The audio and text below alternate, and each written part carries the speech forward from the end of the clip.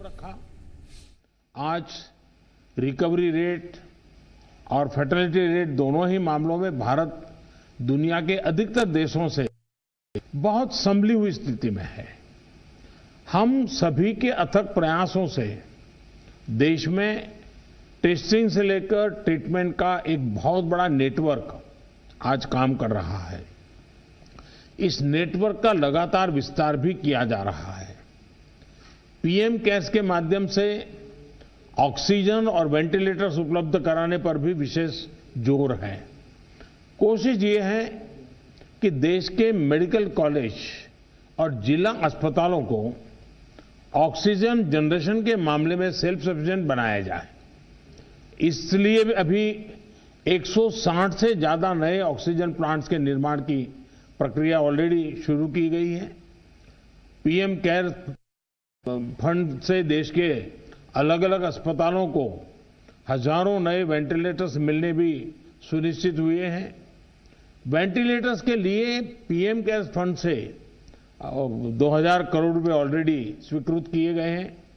साथियों, कोरोना के मुकाबले के बीते 8-10 महीने के अनुभवों के बाद देश के पास पर्याप्त डेटा है। कोरोना के मैनेजमेंट को लेकर एक व्यापक अनुभव है। आगे की रणनीति बताते समय हमें बीते कुछ महीनों के दौरान देश के लोगों ने, हमारे समाज ने कैसे रिएक्ट किया है, कैसे रिस्पॉन्ड किया है, मुझे लगता है इसको भी हमें समझना होगा। देखिए, कोरोना के दौरान भारत के लोगों का व्यवहार भी एक तरह से अलग अलग चरणों में रहा है और अलग अलग जगह पे अलग अलग रहा है। जैसे हम मोटा मोटा देखें तो पहला चरण था, बड़ा डर था, खौफ था, किसी को ये समझ नहीं आ रहा था कि उसके साथ क्या हो जाएगा, और पूरी दुनिया का हाल था। हर कोई पैंडेमिक में था, पैंडेमिक के कारण पैनिक में था और उसी हिसाब से हर कोई रिएक्ट कर रहा था। हमने देखा प्रारंभ में आत्महत्या तक की घटनाएं घटी थी। पता चला कोरोना हुआ तो आत्महत्या कर दी। इसके बाद धीरे धीरे दूसरा चरण आया। दूसरे चरण में लोगों के मन में भय के साथ साथ दूसरों के लिए संदेह भी जुड़ गया। उनको लगा कि भाई इसको कोरोना हो गया मतलब कुछ गंभीर मामला है, दूर भागो। एक प्रकार से घर में से भी नफरत का माहौल बन गया और बीमारी की वजह से समाज में कटने का डर लोगों को लगने लगा। इस कारण कोरोना के बाद कई लोग संक्रमण को छिपाने लगे। उनको लगा कि ये तो बताना नहीं चाहिए, कुछ समाज में मैं कट जाऊंगा। अब उसमें से भी हम धीरे धीरे समझे लोग बाहर आए। तीसरा चरण शुरू हुआ और तीसरे चरण में लोग काफी हद तक संभलने लगे। अब संक्रमण को स्वीकारने के लगे और अनाउंस भी करने लगे, भाई मुझे तकलीफ है, मैं आइसोलेट कर रहा हूं, मैं क्वारंटाइन कर रहा हूं, आप भी करिए। जो एक प्रकार से लोग भी अपने आप से लोगों को समझाने लगे। लेकिन आपने भी देखा होगा कि लोगों में अधिक गंभीरता भी आने लगी और हमने देखा कि लोग अलर्ट भी होने लगे। और इस तीसरे चरण के बाद हम चौथे चरण में पहुंचे। जब कोरोना से रिकवरी का रेट बढ़ा तो लोगों को लगता है कि ये वायरस नुकसान नहीं कर रहा है, ये कमजोर हो गया है। बहुत से लोग ये भी सोचने लगे हैं कि अगर बीमार हो भी गए तो ठीक हो जाएंगे। इस वजह से लापरवाही का ये स्टेज बहुत बड़ा व्यापक हो गया है। और इसीलिए मैंने हमारे त्योहारों की शुरुआत में ही स्पेशली राष्ट्र के नाम संदेश दे करके सबको हाथ जोड़ करके प्रार्थना की थी कि भाई ढिलाई मत बरतिए, क्योंकि कोई वैक्सीन नहीं है, दवाई नहीं है, हमारे पास एक ही रास्ता बचा है, हम हर एक को कैसे अपने आप बचाएं। और हमारी जो गलतियां हुई वही एक खतरा बन गया, थोड़ा ढिलाई आ गई। इस चौथे चरण में लोगों को कोरोना की गंभीरता के प्रति हमें फिर से जागरूक करना ही होगा। हम एकदम से वैक्सीन पर शिफ्ट तो जिसका काम करना है करेंगे, हमें तो कोरोना पर ही फोकस करना है। हमें किसी भी हालत में ढिलाई नहीं बरतने देनी है। हाँ, शुरू में कुछ बंधन इसलिए लगाने पड़े ताकि व्यवस्थाएं भी विकसित करनी थी, लोगों को थोड़ा एजुकेट भी करना था। अब हमारे पास टीम तैयार है, लोग भी तैयार हैं। थोड़ा आग्रह रखेंगे तो चीजें संभल सकती हैं। जो जो चीज हम तैयार करें उसको जरा इंप्लीमेंट करें। और हमें आगे अब कोई बढ़े नहीं, इसकी चिंता जरूर करनी होगी, कोई नई गड़बड़े न हो।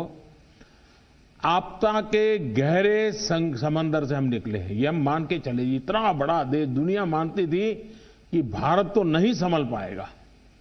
आपदा के गहरे समंदर से हम निकलकर हम किनारे की तरफ बढ़ रहे हैं। हम सभी के साथ वो पुरानी जो एक शेर शायरी चलती है, ऐसा ना हो जाए कि हमारी किश्ती भी वहां डूबी जहां पानी कम था। ये स्थिति हमें नहीं आने देनी है। साथियों, आज हम दुनिया भर में देख रहे हैं कि जिन देशों में कोरोना कम हो रहा था, आपको पूरा चार्ट बताया कैसे तेजी से संक्रमण फैल रहा है। हमारे यहां भी कुछ राज्यों में ये ट्रेंड चिंताजनक है ही है।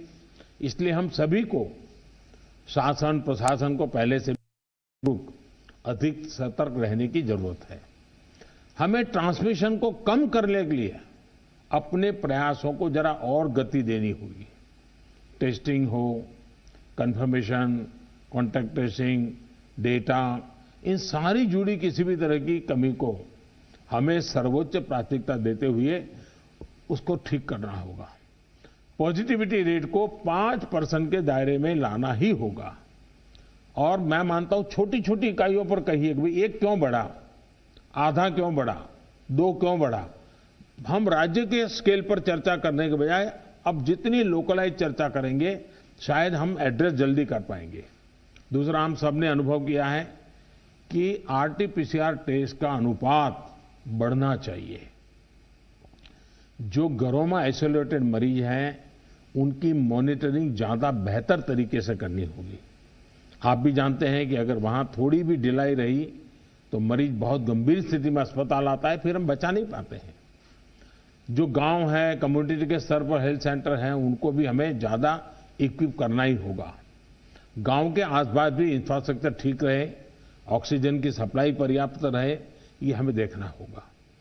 हम लोगों का लक्ष्य होना चाहिए कि फैटेलिटी रेट को 1% से भी नीचे लाए। और वो भी मैंने जैसे कहा, छोटे छोटे इलाके में देखा जाए एक मृत्यु हुई क्यों हुई, जितना इतना फोकस करेंगे तब स्थिति को संभाल पाएंगे। और सबसे बड़ी बात, जागरूकता अभियानों में कोई कमी ना आए। कोरोना से बचाव के लिए जो जरूरी मैसेजिंग है, इसके लिए समाज को जोड़े रखना होगा। जैसे कुछ समय पहले हर संगठन, हर प्रभावी व्यक्ति को हमने एंगेज किया था, उन्हें फिर एक्टिव करना होगा। साथियों, आप भली भांति परिचित हैं कि कोरोना की वैक्सीन को लेकर इंटरनेशनली और नेशनली किस तरह की खबरें आ रही हैं। आज दुनिया में भी और देश में भी, जैसा अभी आपको प्रेजेंटेशन में पूरा डिटेल बताया गया, करीब करीब आखिरी दौर पर वैक्सीन के में काम पहुंचा है। भारत सरकार हर डेवलपमेंट पर बारीकी से नजर रखे हुए हैं, हम सबके संपर्क में भी हैं। और अभी ये तय नहीं है कि वैक्सीन की 1 डोज होगी, 2 डोज होगी या 3 डोज होगी। ये भी तय नहीं है कि इसकी कीमत कितनी होगी, उसकी कीमत कितनी होगी, ये कैसे होगी। यानी अभी भी इन सारी चीजों के सवालों के जवाब हमारे पास नहीं है, क्योंकि जो इसके हैं, दुनिया में जिस प्रकार की कॉर्पोरेट वर्ल्ड भी है, उनका भी एक कंपटीशन है। दुनिया के देशों के भी अपने अपने डिप्लोमेटिक इंटरेस्ट होते हैं। WHO से भी हमें इंतजार करना पड़ता है। तो हमें ये इन चीजों को वैश्विक संदर्भ में ही आगे बढ़ना पड़ेगा। हम इंडियन डेवलपर्स और मैन्युफैक्चरर के साथ भी हमारी जो भी टीम काम कर रही है, पूरी तरह संपर्क में है। अलावा ग्लोबल रेगुलेटर्स, अन्य देशों की गवर्नमेंट्स, मल्टीलेटरल इंस्टीट्यूशंस और साथ ही इंटरनेशनल कंपनीज, सभी के साथ जितना संपर्क बढ़ सके, जितने रियल टाइम कम्युनिकेशन हो, इसके लिए पूरा प्रयास, एक व्यवस्था बनी हुई है। साथियों, कोरोना के खिलाफ अपनी लड़ाई में हमने शुरुआत से ही एक एक देशवासी का जीवन बचाने को प्राथमिकता दी है। अब वैक्सीन आने के बाद भी हमारी प्राथमिकता यही होगी कि सभी तक कोरोना की वैक्सीन पहुंचे। उसमें तो कोई विवाद हो ही नहीं सकता है। लेकिन कोरोना की वैक्सीन से जुड़े भारत का अभियान अपने हर नागरिक के लिए एक प्रकार से नेशनल कमिटमेंट की तरह है। इतना बड़ा टीकाकरण अभियान स्मूथ हो, सिस्टमैटिक हो और सस्टेन हो, ये लंबा चलने वाला है। इन सभी को, हर सरकार को, हर संगठन को एकजुट होकर के कोऑर्डिनेशन के साथ एक टीम के रूप में काम करना ही पड़ेगा। साथियों, वैक्सीन को लेकर भारत के पास जैसा अनुभव है वो दुनिया के बड़े बड़े देशों को भी नहीं है। हमारे लिए जितनी जरूरी है स्पीड है, उतनी ही जरूरी है सेफ्टी भी है। भारत जो भी वैक्सीन अपने नागरिकों को देगा वो हर वैज्ञानिक कसौटी पर खरी होगी। जहां तक वैक्सीन के डिस्ट्रीब्यूशन की बात है तो उसकी तैयारी भी आप सभी राज्यों के साथ मिलकर के की जा सके रही है। वैक्सीन प्राथमिकता के आधार पर किसे लगाई जाएगी, ये राज्यों के साथ मिलकर के एक मोटा मोटा खाका भी आपके सामने रखा है कि भाई अगर इस प्रकार से WHO ने जो कहा है हम चलते हैं तो अच्छा है, लेकिन फिर भी ये निर्णय तो हम सब मिलकर के ही करेंगे। उनके सुझाव का महत्व इसमें बहुत रहेगा क्योंकि आखिरकार उनको अंदाज है कि उनके राज्य में ये कैसे होगा।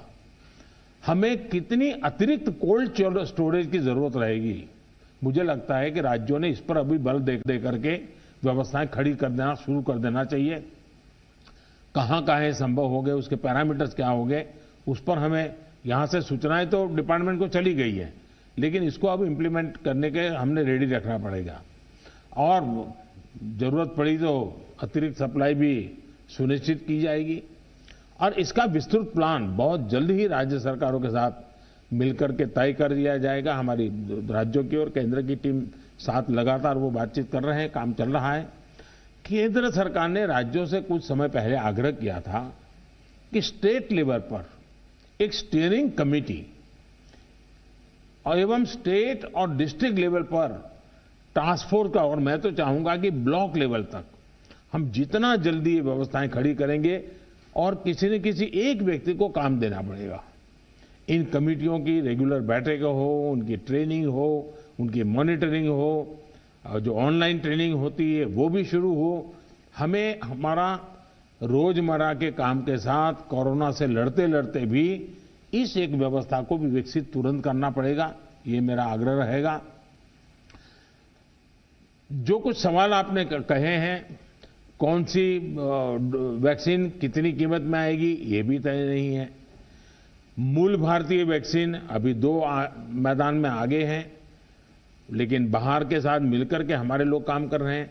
दुनिया में जो वैक्सीन बन रही हैं वे भी मैन्युफैक्चरिंग के लिए भारत को के लोगों के साथ ही बात कर रहे हैं, कंपनियों के साथ। लेकिन इन सारे विषयों में हम जानते हैं कि 20 साल से मान लीजिए कोई दवाई पॉपुलर हुई है, 20 साल से लाखों लोग उसका उपयोग कर रहे हैं, लेकिन कुछ लोगों को उसका रिएक्शन आता है, आज भी आता है, 20 साल के बाद भी आता है। तो ऐसा इसमें भी संभव है। निर्णय वैज्ञानिक तराजू पर ही तोला जाना चाहिए। निर्णय उसकी जो अथॉरिटीज हैं उन अथॉरिटीज के सर्टिफाइड व्यवस्था से ही होनी चाहिए। हम लोग समाज जीवन की चिंता करते हैं, लेकिन हम सब जानते हैं कि हम कोई वैज्ञानिक नहीं है, हम इसकी एक्सपर्टाइज हमारी नहीं है। तो हमें दुनिया में से जो व्यवस्था के तहत जो चीजें आती हैं आखिरकार उसी को ही स्वीकार करना पड़ेगा और उसको स्वीकार करके हम आगे चलेंगे। लेकिन मैं आपसे आग्रह करूंगा कि आप के मन में जो योजना हो, खास करके वैक्सीन के संबंध में, किस प्रकार से आप डिलीवरी नीचे तक ले जाएंगे, आप जितना जल्दी बहुत डिटेल प्लान करके लिख करके भेजेंगे तो निर्णय करने में सुविधा होगी। और आपके विचारों का ताकत इसमें बहुत है। राज्यों का अनुभव बहुत अहमियत रखता है क्योंकि वहीं से ये चीज आगे बढ़ने वाली है। और इसलिए मैं चाहूंगा कि आपका बहुत ही एक प्रकार से प्रोएक्टिव पार्टिसिपेशन इसमें बने, यही मेरी अपेक्षा है। लेकिन मैंने पहले ही कहा, वैक्सीन अपनी जगह पे है, वो काम होना है, करेंगे, लेकिन कोरोना की लड़ाई जरा भी ढीली नहीं पड़नी चाहिए, थोड़ा सा भी ढिलास नहीं आनी चाहिए। यही मेरी आप सबसे रिक्वेस्ट है। आज मेरी तमिलनाडु और पुडुचेरी के मुख्यमंत्रियों से बात करने का मुझे अवसर मिला आंध्र से मैं फोन नहीं कर पाया था सुबह। एक साइक्लोन हमारे पूर्वी तट पे एक्टिव हुआ है। वो कल शायद तमिलनाडु, पुडुचेरी और आंध्र का कुछ हिस्सा वहां पर आगे बढ़ रहा है। और सारी भारत सरकार की टीमें बहुत एक्टिव हैं, सब लोग गए हैं। मैंने आज 2 आदरणीय मुख्यमंत्री जी से बात की थी, आंध्र के मुख्यमंत्री जी से भी इसके बाद बात करूंगा। लेकिन सबके लिए पूरी तरह भारत सरकार और राज्य सरकारें मिल करके और पहला काम खाली करवाना, लोगों को बचाना, इस पर हमारा जोर रहे। फिर एक बार मैं आप सबका बहुत आभारी हूं, आप सबने समय निकाला। लेकिन मैं आग्रह करूंगा कि आप जल्दी से मुझे कुछ न कुछ जानकारियां भेजिए। धन्यवाद। प्रधानमंत्री नरेंद्र मोदी मुख्यमंत्रियों को संबोधित करते हुए उन्होंने कहा कि राज्यों की भूमिका बहुत अहम है और अभी हमें वैक्सीन के बारे में ज्यादा सोचने से पहले कोरोना को लेकर जो हमारा अभियान चल रहा था उस पर ध्यान देना होगा।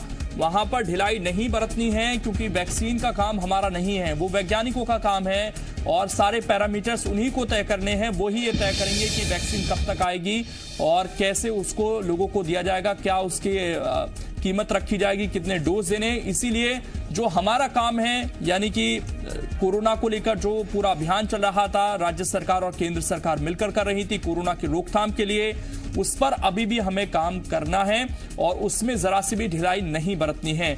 और इसके अलावा उन्होंने कहा कि राज्यों के सुझाव बहुत जरूरी हैं और इसीलिए सुझाव लगातार आते रहने चाहिए और बातचीत का जो सिलसिला लगातार होता रहना चाहिए। इसके अलावा उन्होंने ये भी बताया कि किस तरीके से कई चरण इसमें देखने को मिले हमें और लोगों के व्यवहार में भी किस तरीके से बदलाव आए। पहले चरण में जहां कोरोना को लेकर बहुत ज्यादा डर था लोगों के अंदर, दूसरे चरण में आते आते एक कोरोना जिसको हो रहा था उससे लोग दूरी रखने लग गए और यहां पर एक हीन भावना भी पैदा होने लग गई। इसकी वजह से कुछ लोग कोरोना वायरस के बारे में बता नहीं रहे थे। तीसरे चरण में लोगों में ज्यादा जागरूकता देखने को मिली, लोगों ने अपने सिम्टम्स को बताना शुरू किया, टेस्ट कराना शुरू किया और होम आइसोलेट होने भी शुरू हुए, क्वारंटाइन भी होने शुरू हुए अपने आप से। लेकिन चौथा चरण जो ये खतरनाक हो रहा है जिसमें लोग लापरवाही बरत रहे हैं और ये लापरवाही हमें नहीं बरतनी है। जो अभियान चल रहे थे कोरोना को लेकर उनको अभी भी जारी रखना है हमें। अभी भी कोरोना गया नहीं है और अभी एक बार फिर से पीक पर आ सकता है और सारे अभियान फेल हो सकते हैं। उन्होंने यहां तक कहा कि हम एक समंदर में थे और किनारे पहुंच रहे हैं, लेकिन ऐसा ना हो कि किनारे पर आकर जहां पानी कम था वहां पर हमारी नाव डूब जाए। ये उदाहरण भी उन्होंने दिया और ये समझाने की कोशिश की कि एक तो राज्यों की भूमिका बहुत महत्वपूर्ण है और दूसरी तरफ लापरवाही अभी भी नहीं बरतनी है।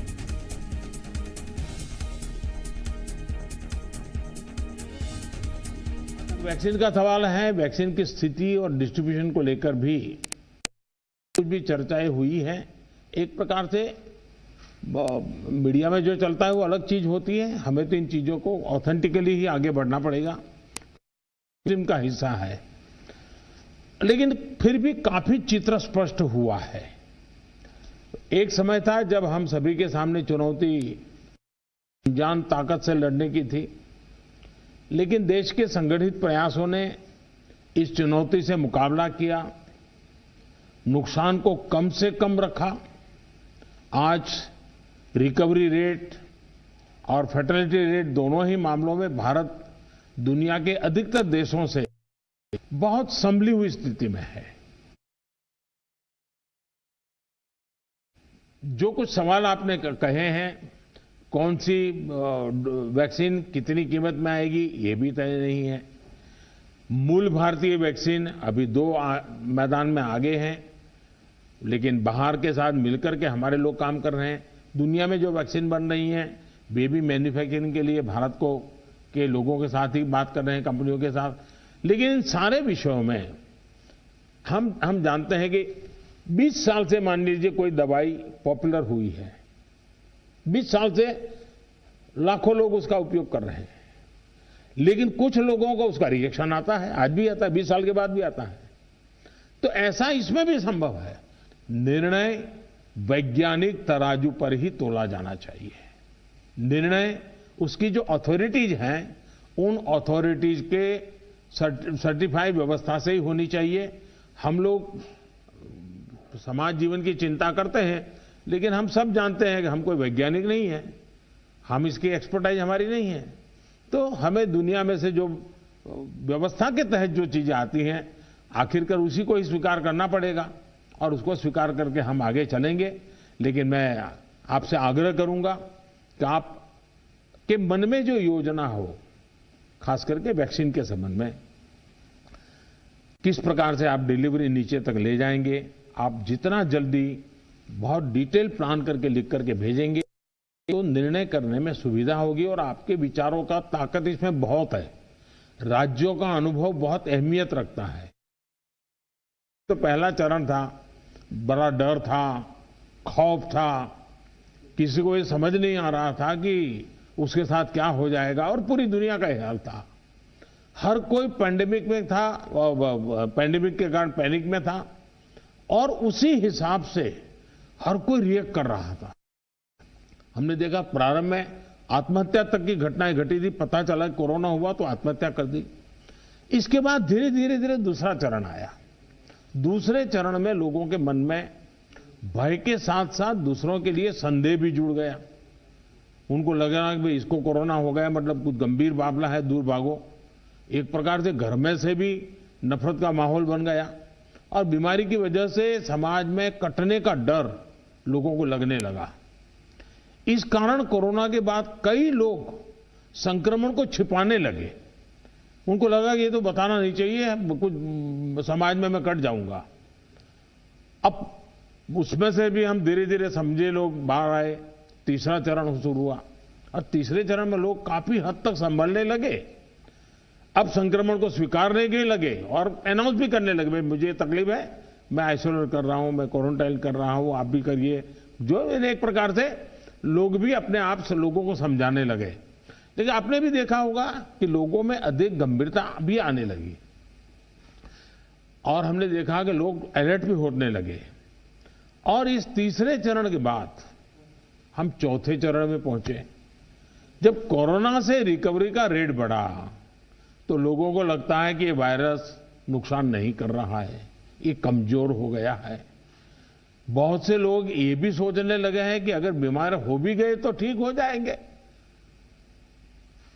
इस वजह से लापरवाही का ये स्टेज बहुत बड़ा व्यापक हो गया है और इसीलिए मैंने हमारे त्योहारों की शुरुआत में ही स्पेशली राष्ट्र के नाम संदेश दे करके सबको हाथ जोड़ करके प्रार्थना की थी कि भाई ढिलाई मत बरतिए, क्योंकि कोई वैक्सीन नहीं है, दवाई नहीं है, हमारे पास एक ही रास्ता बचा है, हम हर एक को कैसे अपने आप बचाएं।